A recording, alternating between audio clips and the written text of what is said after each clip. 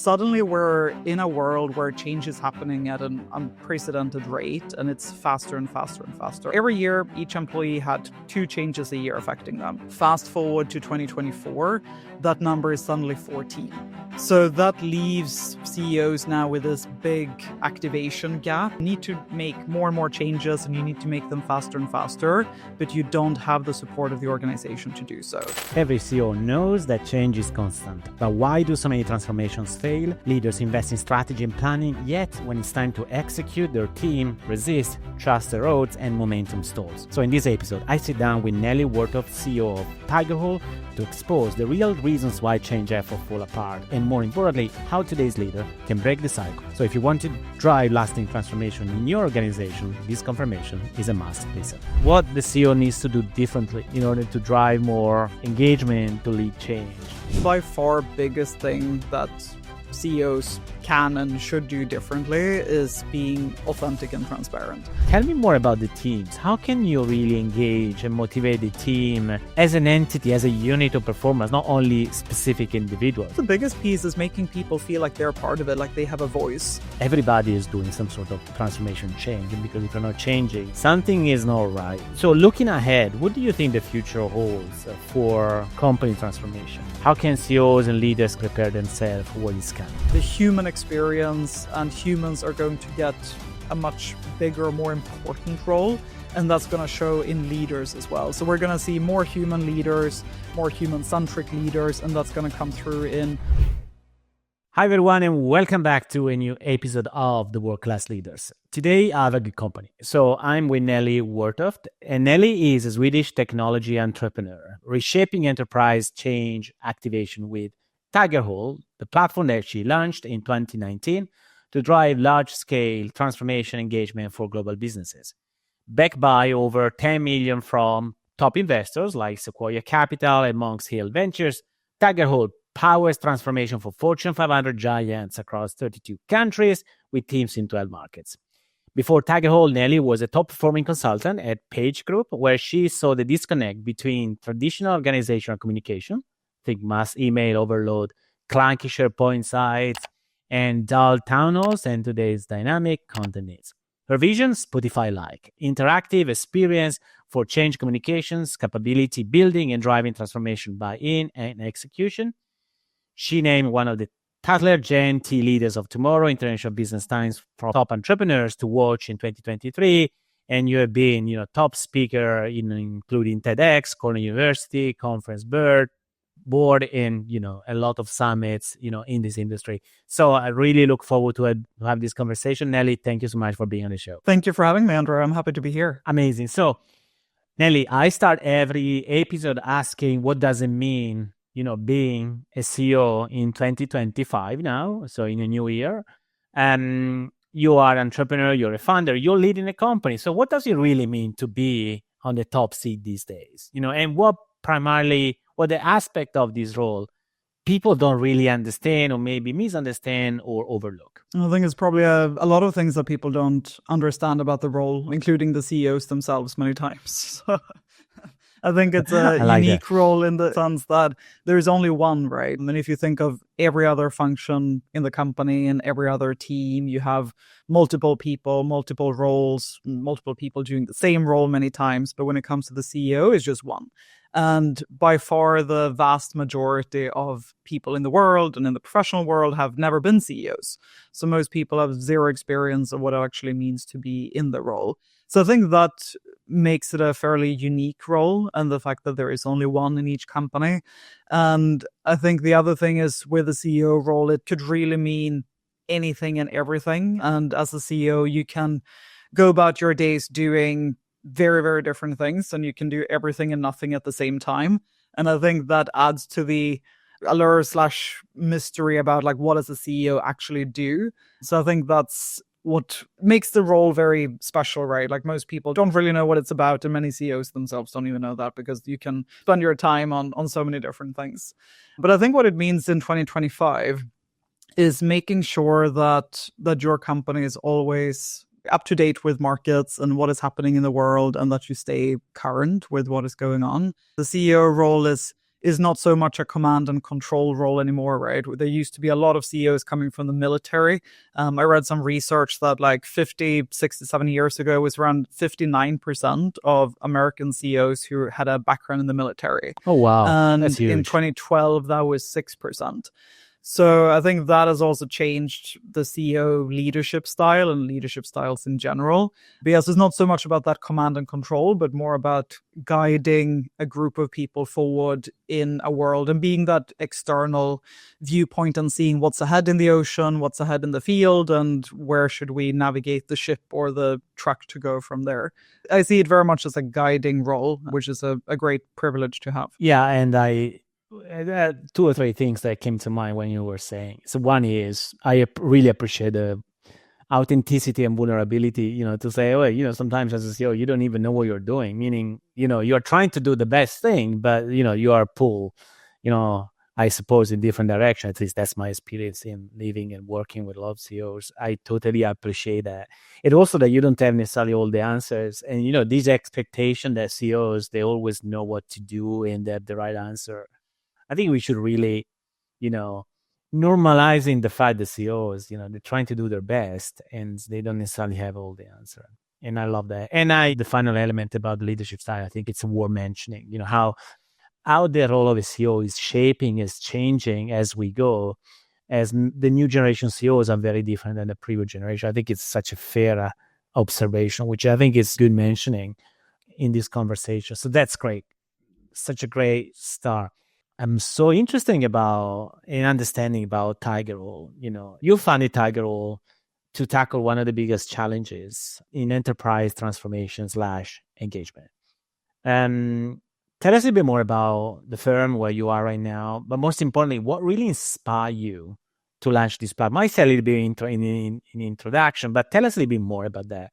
And how does it differ from traditional approaches to driving change, which is such a mystical thing that many leaders want to drive and many leaders that still fail to drive. Yeah. Change and transformation is the number one thing that you have to drive as a leader, right? And still is. Yeah. And if you're not changing, then what are you doing? Change is the only constant, which is the name of a podcast I run as well, is the only constant. So it's all about change and transformation. And there's been a lot of changes in the change space over the last 10 years. And so if you look at how change and transformation was run 10, 15, 20 years ago, it was very much an ad hoc type of process. And you might have one change a year, sometimes two, and they were quite like far and in between.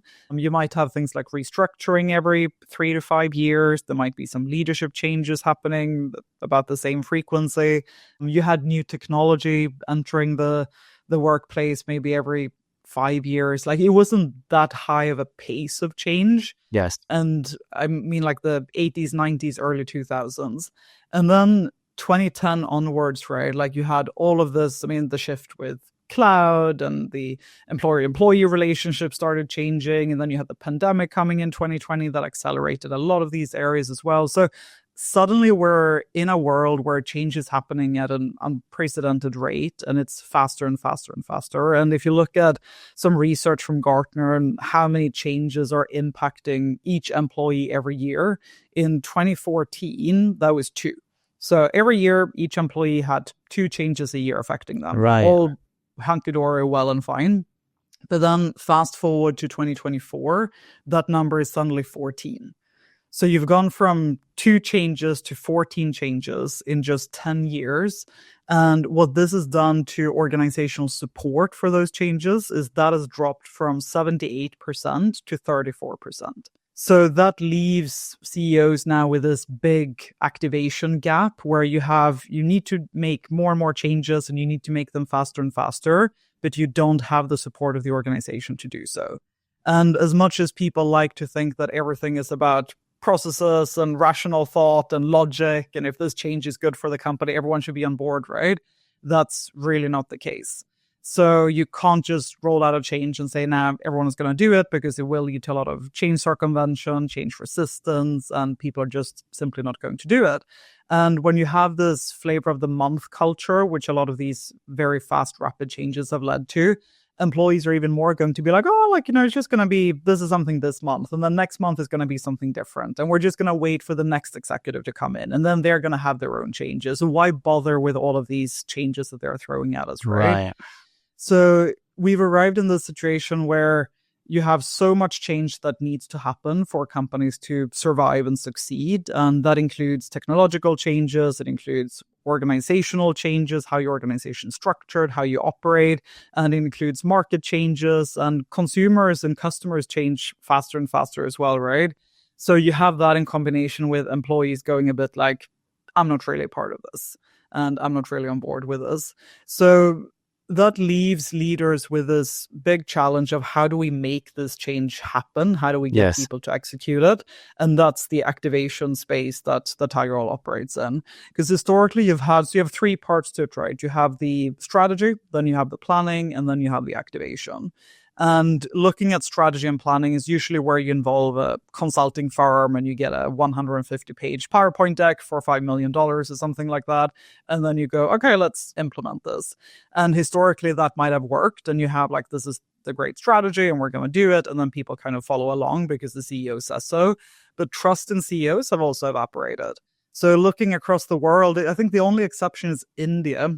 In India, it's still around 72% of people that trust the CEOs, but every other country in the study is below low. 50%. Oh, totally. Most Western countries are like 35%. Yeah. So that's why you're left with this, like, people are not going to do it just because the CEO says it. You have this great strategy, but then how do you go about activating that? And that's where Tiger Hall comes in. Yeah, and by the way, I totally endorse not only your data, but also your insights about change. In my personal experience of, working on change initiatives with CEOs and their leadership team, it is also a fundamental observation that I made along, so many years is we struggle to understand why people don't really change, And one element is clearly the change fatigue that you just we're essentially saying, another change, so many changes happening, and people really get tired of changes because it's not only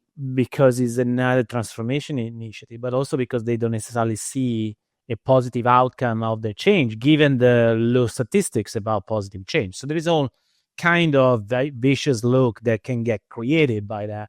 The other element is all about perception, meaning if people don't perceive that change is going to be useful for them or valuable, why they should change? So they might say yes, right, in front of their leaders, but the reality, they are sometimes even unconsciously, they're going to operate against that change because they don't totally support it. So I think it is such a big, gigantic gap that we have in the industry. It sounds like Tiger Hall is well positioned to that. Tell me a little bit more about how big is Tiger Hall, and tell me more about the platform. So, without getting more into the technical elements, the details, but what the platform does to solve the problem. Yeah, so Tiger Hall, we operate in 32 countries worldwide. We have users in 32 countries worldwide. We have teams in 12 markets worldwide. We work with a lot of the large Fortune 500 firms. So most of our customers are large, global, mostly American enterprises that leverage it for their change needs. And the way that it works is you have really 5 components of the platform and the way that it operates. So the first is the type of formats that you communicate in. So change is a lot about communications, capability building, culture activation, and getting the right message to the right people, right? So before, people would have sent out 2,000 emails that nobody opened. They would have set up a SharePoint site that nobody goes to. They would put some things on the intranet that, again, nobody visits. So the uptake of the communications tend to be very low. And that's something that Tiger Hall changes by implementing formats like podcasts, short videos, live streams. So the experience for the end user is much more like a Spotify, TikTok, Instagram type of experience. It's more interactive and experiential as a communication. Exactly. Right? Exactly. Yeah. So it's not this like BAU, like another 200 emails that are not standing out in their day-to-day lives. So that's the first step, is how you do those communications. And the way that works, like you upload a PowerPoint file, it turns into all of these podcasts. So that's all generated by the platform as well.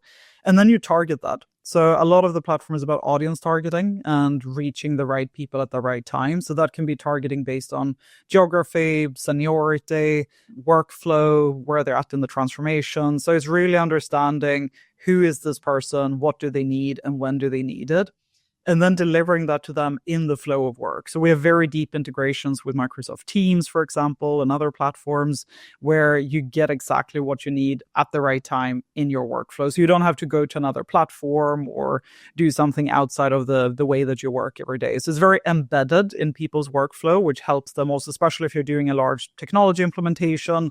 We can see that, oh, now Andrea is starting this workflow, so now Andrea should get this enablement around it, for example. Yeah, because if it's not integrated, then there would be multiple platforms and people get lost in so many technologies, right? Exactly. And people are usually lost in having to go between so many different pieces and trying to piece it together. Like if they have an email there's a town hall there's something on the intranet, there's something on an LMS, like they get very confused. So I usually do the analogy, like it's kind of like watching a Netflix series and you start with half of episode 8 and then you see the second half of episode 4. Like that's most employees' experience of change. Right. And then after that, you have the two-way feedback loop. So employees can share their feedback, their input, their thoughts. So you get this feedback, follow-up questions all the time, which is something most organizations don't have. So they don't really know, how is this impacting employees on the ground? What are their thoughts? So the two-way feedback loops are key. And then you get a ton of data. So as a change leader or a business leader, you can actually see, oh, these are the people who are on board. These are the people who are a little bit more skeptical or might have hesitations about these areas. This is where we're progressing really well. This is where we're not progressing. So you can be much more agile and adjust as you go throughout, say, the year or whatever timeline you're running the transformation, instead of having this like, oh, at the end of the year, oh, Brazil was never really on board. And now it's manifesting as in they're not executing, right? So you get a lot more data and you can see exactly what's happening across the entire change and transformation. So that's in a nutshell how it works. It's a way to deliver communications, content, capability building, culture, all of these things that employees need to know in a way that is very engaging, very targeted in the flow where they work. And then you get a lot of data back as a change leader. That's great. Brilliant. It sounds like a fantastic proposition for solving the problem that we mentioned. Let's talk about leadership a little bit more. So, you just mentioned before we dig more into the company and the platform about the trust level of CEOs is low. So, they are not necessarily listen or, they say yes by compliance, but not really, embracing change because maybe they don't agree and, et cetera, et cetera, et cetera. So based on your experience, given that you have worked with, even before in your capacity as a consultant, but now, with your firm, how do you see that all of the CEO playing inside of that? Because in other words, what the CEO needs to do differently in order to drive more, engagement to lead change? How can they align the team better and motivate them, even when they don't feel that way? So walk me through some specific learning that probably you came across with the CEOs. Yeah, if we look at the customers that we work with and where we have data around what works and what engages people and what doesn't, I would say the by far biggest thing that CEOs can and should do differently is being authentic and transparent. Authenticity and transparency are by far the two areas that drive the most trust, and trust is your number one currency in change and transformation. If people don't trust you, they end up in the vicious loop that you mentioned is very real. People see it failing because 80% of change still fails. Yes. So they see it failing, they don't believe in it, and then they're questioning, why should we do this whole thing again? And then there was something different last year, now there's something else, and they just don't see the benefit, right? So that vicious loop is very real. And the only way you can break that vicious loop is with trust. If people trust you and trust that you have good intentions, that you're telling them the truth, that this is a journey that you yourself believe in. So authenticity and transparency is really what builds that trust. And it's simple things like, for example, I see a lot of CEOs doing the classic, suit and tie, green screen, like 12 PR people in the room. Like town halls, for example, are so controlled and so scripted. And people see through that. People see when it's scripted and it's too prepared, and they don't really sense that you believe in it. And you can even see many CEOs like reading off a script like this, and they go like, "Oh, I'm very excited about this new transformation we're embarking on," and data. Like, and people are like, "Who are you? Like, do you even believe in this yourself?" So the more real and authentic in yourself you can be, the more trust you will build with people. So I think across everything, that's really the single biggest thing that I see many leaders still not doing that they could be doing that would be so much more effective. Totally agree. And I think it's one of the other big misconception about the role of a CEO. And, in that regards, all leaders. So yes, you can't really be authentic because otherwise, people can judge you, or they can, your influence or your power, you might feel that it gets diluted because, you are yourself with all the flaws and weaknesses of every human being, right? Which I think is, again, look, to me, it's a kind of a no-brainer because I talk about this every single day or even on LinkedIn, but I do appreciate how many leaders are there. They're still feeling, Nelly, I don't know what's your view about, yes, maybe, but I don't really want to do that. I want to, look like I'm the power authority. I'm the guy in charge. I'm unflattable. I can't make mistakes. Is this something that you see too? Oh, at least there's something that you have seen CEO shift in that way, because it's not like this. It's not that easy. No, absolutely. And I think many leaders, to your point, like they want to be seen as the powerful person that has all the answers, the person who's in charge. And that's sometimes why they're interested in that role, right? They're power hungry and they want that power and the status that comes with being a CEO. And then being vulnerable and authentic and raw is sometimes seen as the opposite of being powerful. And I think that also comes from, you mentioned the generations of leaders earlier and how the generations are shifting. I think a previous generation saw that as a strength, and they very much grew up with the mindset that, don't cry, don't share emotions. And the way to get ahead is by being strong and powerful and like arming people into doing things. And that's the impression that they have of what it means to be a leader and to be a CEO. And I think that has greatly affected their views on leadership and what that role entails. Whereas if we look at younger generations, it's all about, the mental health conversation and having real conversations and being real and raw and honest, and just a phenomenon like TikTok, for example. TikTok is very raw, real, unfiltered compared to an Instagram, as an example. And that's the reason TikTok grew so quickly in comparison to Instagram, because people want that raw, unfiltered reality. They just want to see you in your face, not the whole filtered approach. So we're seeing that changing in generations' preferences. And now it's seen as very strong to be vulnerable, authentic, emotionally intelligent is a very, very big sign of power in the younger generation, which I don't think it has been as much for older generations in the past. No, I do agree. There is such a big generational shift that is driving different behaviors in leaders. I think what is stopping people from being much more authentic in the way that you perfectly describe, it's more about feeling or having concern about how they can be perceived, in front of their people. It's all about perception. We live in a world of perception. We don't really live in a world of reality. We live in a world of perception. We are driven by what we perceive. Exactly. So that's the game to play. I love that. Let's move a little bit, really hierarchically further down to the chain. I'm interested about the teams. You mentioned earlier, the platform is able to create strong, interactive, and experiential engagement and communication, for people inside of the platform, that they can feel the change is something that is probably, I feel, is co-created, is embraced, is agreed, discussed. So there is an element of engagement, right? But I'm curious, from your experience, we discussed about the role of the CEO.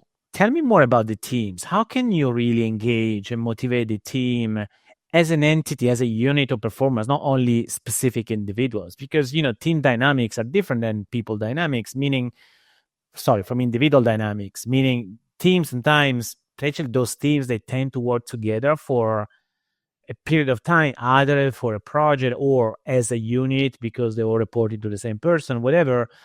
they tend to create their own microculture, they create their own, habits and so forth. And sometimes, they can become some roadblocks if they, feel together as a team.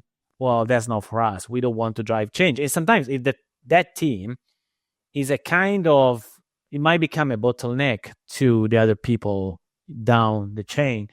So tell me more about your experience with teams and how can we engage and motivate them? I mean, there are a lot of leaders out there that say, okay, it's not about me, it's them, right? It's the team. Yeah.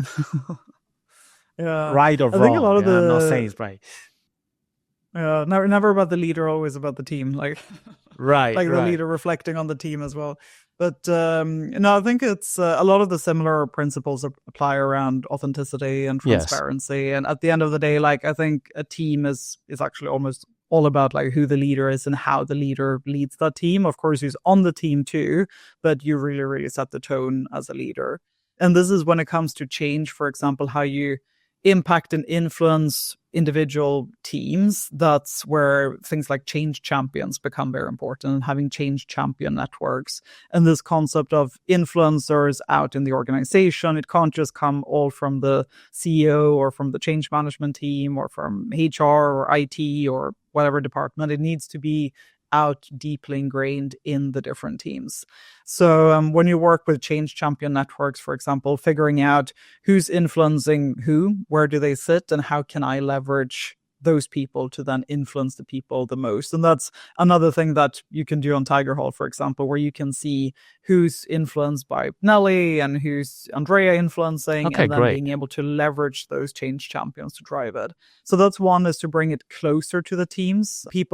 There's another research I read where like the last person people want to hear from is the change management team. So having some kind of like central team, that's not going to fly. And the people that people most want to hear from, or the person that people most want to hear from, is their own manager. So the more you can disseminate the message and have that being closer to the ground, the better. And then the biggest piece is making people feel like they're part of it, like they have a voice. I met this leader his name is Polydefkis Lukopoulos. He does some PhD research within how different people behave in change. And basically the thesis of all of his research, what it all comes down to, is do people believe that they have a voice or not? And to your point earlier, it's we don't live in a world of reality. We live in a world of perception. And it's not even about whether they have a voice in reality, but it's about, do they perceive they have a voice? Do they perceive that they can share their input, that they can be heard, that whatever they say matters? And if you can create an environment in a team where the team feels like their input is valued, they have a voice and they're being heard, that will drive engagement massively. So being able to have these, I mentioned the two-way feedback loops earlier, and having that dynamic where you have people's input is not just a one-way, top-down, do as I say or else type of approach. That's a massive thing for engagement.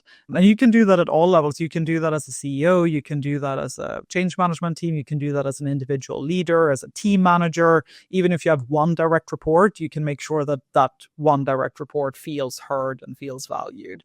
So making sure that people feel like their voice matters, even if that's from a perception, they might not actually have any input, like whatever you're doing might proceed anyways, but the perception of them feeling heard matters greatly. That's great. And I love that perception.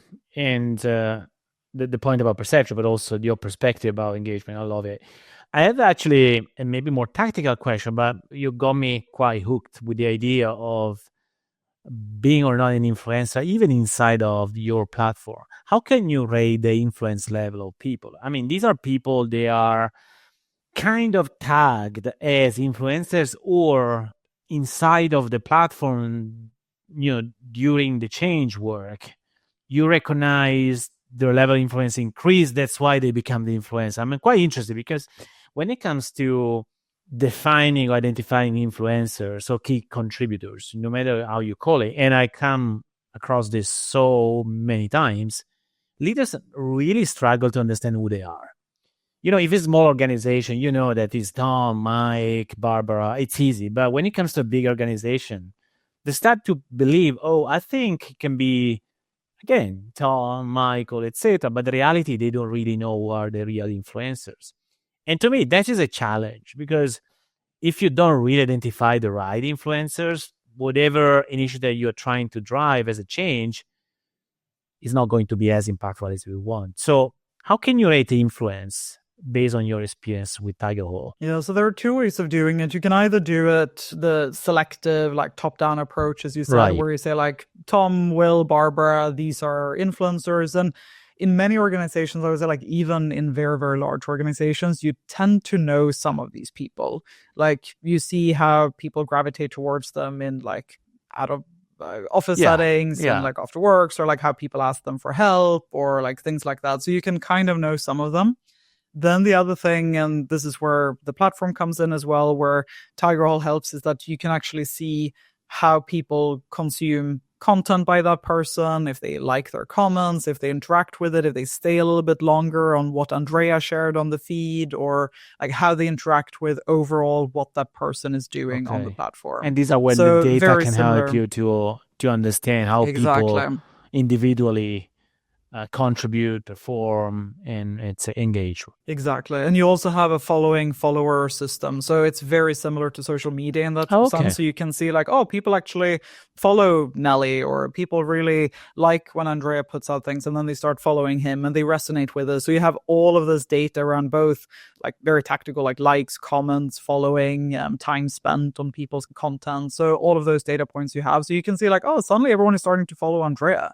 And they want to see like what he has to say about this change and what he's putting out. So you get all of that data as well. So that's what most of our customers use, and then see that, oh, like this is actually an unknown influencer that we hadn't thought of before, but that people seem to really resonate with and want to hear from and want to engage with and interact with. And then they make them an influencer. So then you can kind of promote that person to an influencer on the platform. So it tends to be a mix. You like most of our customers start out with maybe 50 selected that they know. Those would be like the Tom, Will, and Barbara types. And then after that, once it starts happening, they can then see, oh, Andrea is also an influencer. So let's make him an influencer too. I like it. I like it because you can really see who is really started to change in his own behavior inside of the initiative. I love that. All right. So let's talk a little bit more about globalizing change. I mean, you said earlier that, you are in 32 countries, which is remarkable. But also most of the clients you work for, I'm sure, given they are so important, large companies, they drive change in multiple countries. So, because the change initiative most of the time, especially if it's a large initiative, doesn't happen in a country. It happens at a corporate level and then goes into countries, I suppose. What advice would you like to give to CEOs? They are overseeing change in multinational companies that operate in different countries, where microcultures, again, they kick in. So, for example, something could be easier to change in Sweden, and maybe something is going to be more difficult in India because the microculture is different. The reality is different.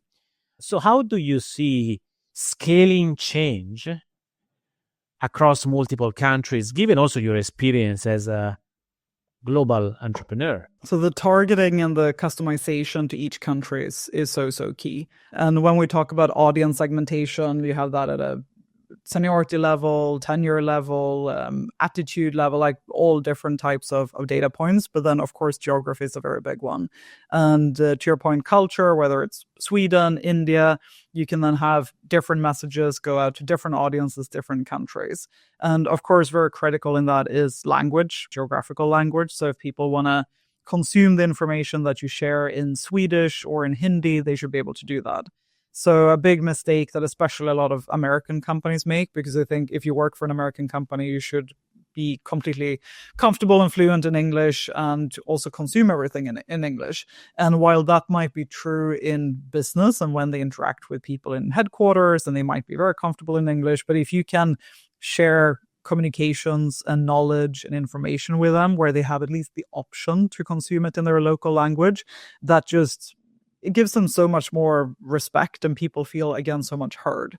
So being able to cater to those different languages is key. So in Tiger Hall, for example, you have 33 different languages that everything is automatically translated to. People can choose, do they want to listen to it? Do they want to read it? Because some people don't want to read an English PDF. They might want to listen to it in French. And then giving people that option becomes a very big piece of it. So that's the language piece that is critical. And then beyond that, to your point, the cultural elements of it. So how do you curate in terms of what's important for them? Like, do the people in Sweden and India need to know exactly the same thing about the change, or might they need slightly different information, or different things might be important to them? So being able to emphasize that. And that's also where these two-way feedback loops become so key, because there's been many times where one of our customers have thought like, oh, everyone is going to care about A, and like we have to talk about A and address A and so on. And then actually when you look at the data, everyone cares about B. So they care about something completely different, and their concerns about A are non-existent. They're like, yeah, we get that. That's not a problem. But what we really want to know is B. Like, have you thought about that, and how is that going to affect it? And that B, what they care about, that could be very different between different geographies. So that's, again, where you need to customize and localize to make sure that people feel heard and that you address what ultimately matters the most to them. And I suppose inside of the platform, you can have different stages of a change, but also different strategies about how to communicate country by country for such a large customers, I suppose. Okay, great. Correct. Because most of our customers would use it in like 20, 25, 30 countries. Exactly. And everyone, even within the countries, I mean, even within the US, you have people who prefer to consume it in Spanish or French or other languages, right? So it's even within fewer markets, you have more languages. Great. Perfect. So look, now that we look at the future as a last question, I'm interested to get your view about the future of transformation. So what's next for change leaders? I mean, we said and we agreed early in this conversation that everybody is doing some sort of transformation change. And because if you're not changing, something is not right. So looking ahead, what do you think the future holds for company transformation? So how can CEOs and leaders can prepare themselves for what is coming? To stay agile, flexible, and, to change that statistics that we shared earlier. In other words, I know it's a difficult question for you to answer because it's about creating a new future, but let's have a conversation to see what is potentially can be driving a different future and different change for organization. What leaders they need to think differently, do differently in the future. So I think some of that future is already here, and we're starting to see small signs of it. And one of those being how change is an always on, always constant, as opposed to project managed. So change used to be very project based, ad hoc. You kind of approached it with a project management lens. And I see that is something that companies are moving away from more and more, and just treat it as an always on function, the same way that finance is always on and marketing is always on. Change is also always on. So we're seeing that shift from ad hoc project to more like systemic and embedded in the way that companies operate. So that's something we're seeing early signs of. And then I think the people aspect, and this is a bit contradictory because it's so much AI, automation, technology, and kind of like move away from humans at the same time as you have this extremely intense focus on humans, because people have realized if we don't do it right by humans or have the humans involved and engaged and bought in, then nothing is going to happen. So I think we're going to see a little bit similar to the whole return to office after the pandemic. We're going to see companies going super down the human path, being if we don't get it right by people, then nothing is going to happen. And similarly, you're going to have companies that just go like, we're just going to replace everyone and implement AI and technology and have that kind of like mindset. They might not actually get there, but they will have that mindset that people will be further down the priority list. And I think in many companies, we'll also see that duality. So we'll see both of those happening at the same time. And I'm speaking with multiple companies that are in that duality right now. They're implementing a lot of AI, they're driving a lot of technology forward, but they want to do that together with people. They want to amplify the people and enhance their work experience and enhance their productivity. So it's very much going hand in hand. So I think that's a paradox that will grow stronger over the next 5 years and that we'll see more of. And leaders thinking through how do they approach that? And if you want to go super technological and super human focused at the same time, how do you balance and drive that? And for me, they very much go hand in hand. You can't have one without the other. But I think that's a dynamic that we're going to see being played out in the near future. And then I do think like what we spoke about when it comes to leadership and especially communication in leadership, I think we're going to see some changes there. And part of that is generational, with Gen Z coming in and making a bigger part of the workforce and so on, and boomers being phased out. So it's going to be part generational, but also just how the world is moving. And then I think that's another part of this technology versus human aspect, where the human experience and humans are going to get a much bigger, more important role. And that's going to show in leaders as well. So we're going to see more human leaders, more human-centric leaders, and that's going to come through in authenticity, vulnerability, conversation. So it's going to be a much more intense focus on humanity, given all of this technology that is coming up and replacing much of what is the less human side of being human. And that's going to lead to more intense focus on what it actually means to be human. So those are three things I think we're going to see more and more of in the next 5 years. I agree. And by the way, it's so funny that we are here in 2025 now to discuss about humanity as a key for future. So we're going back to the basic, which is humanity at work, and how human leaders, can really shape the future organizations and drive better results, because we need always to remind leaders that humanity drives better results, not just by being nice with people. It drives better performance.